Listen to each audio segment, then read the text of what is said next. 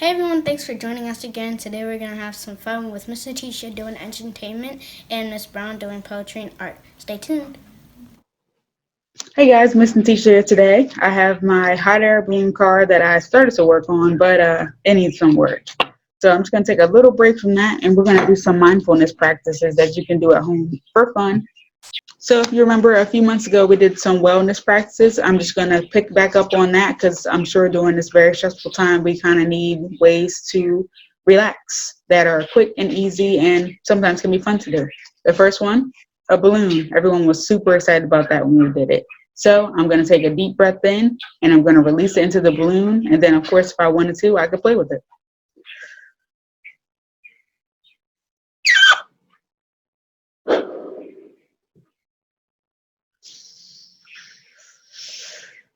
Then I'll just blow into it again if I wanted to.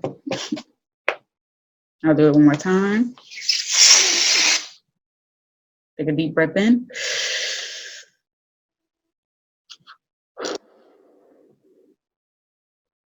And I released it right into the balloon. Tie it up.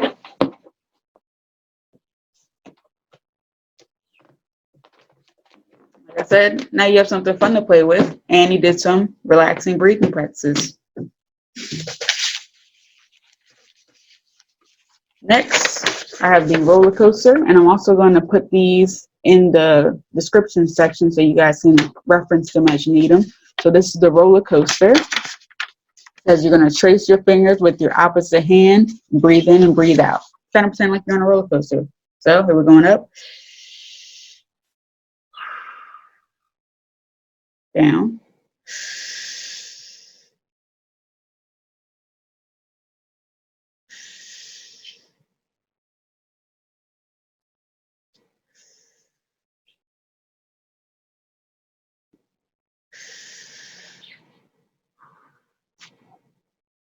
quick and easy.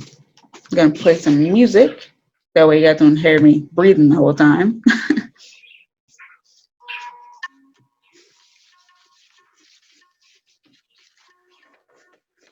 Next is the snake breathing. You guys know how a snake makes the hiss sound. So you're going to do the same thing when you breathe. So you're going to breathe in as normal, and then you'll hiss out like a snake. So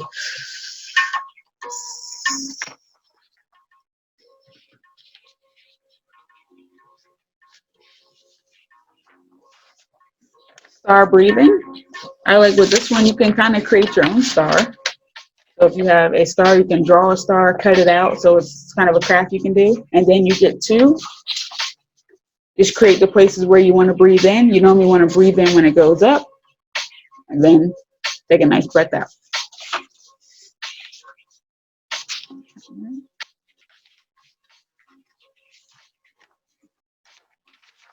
Have hot air balloon breathing. So again, with this stuff, you just kind of think of things that hold air, think of different shapes, think of your hand, different things you can do to just practice breathing in and out without just a simple breathing out. More creative with it. So hot air balloon, you're going to get in a comfortable sitting position. Of course, I'm not in the best sitting position right now, but you can also get on the ground, cross your legs. You can sit in a chair, just make sure you're sitting straight up.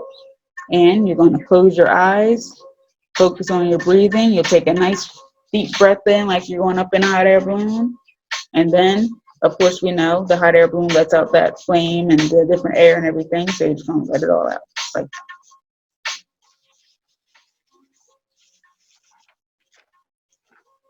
bumblebee breathing. I'm sure you all, if you've been outside, you've seen the bees are around. You know what sound they make, the buzz. So you're just going to take a deep breath in and you let it out with the buzz. Buzz. I have some really tiny pinwheels here, but I'm sure you've seen bigger ones if you've been to the store, or if not, they do have them out. It's spring. So you just take a simple pinwheel like this. You'll take a deep breath in, blow it out on a pinwheel. And this is a cool toy. I used to love playing with it when I was younger. Candles. If there are any birthdays this month, happy birthday. What you could do, you can practice a deep breathing exercise with candles. So you would take a deep breath in, and of course you blow them out. It's relaxing, it's fun, and then you get to enjoy some cake after. If you don't have cake, you can also use your fingers as candles. So you'll just take a deep breath in, and then you're gonna blow your candles out, like blow your fingers out like a candle. So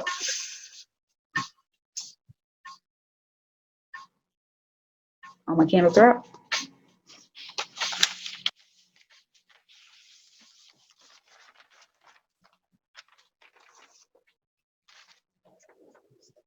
Volcano. We don't have any around here, but you know how volcanoes are.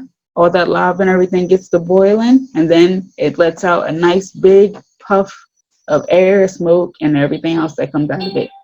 So we're gonna take a deep breath in, let it out like a volcano.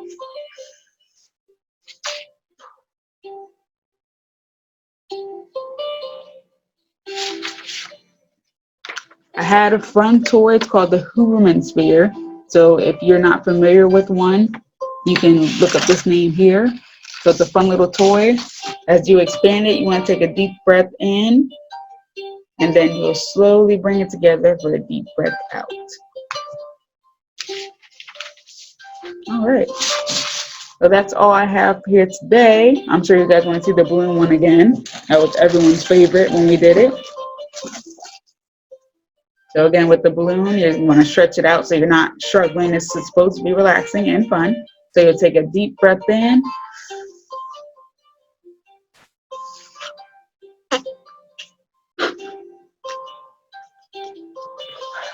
That's all the air I had because I was struggling to get it up the first time. I'll do it again.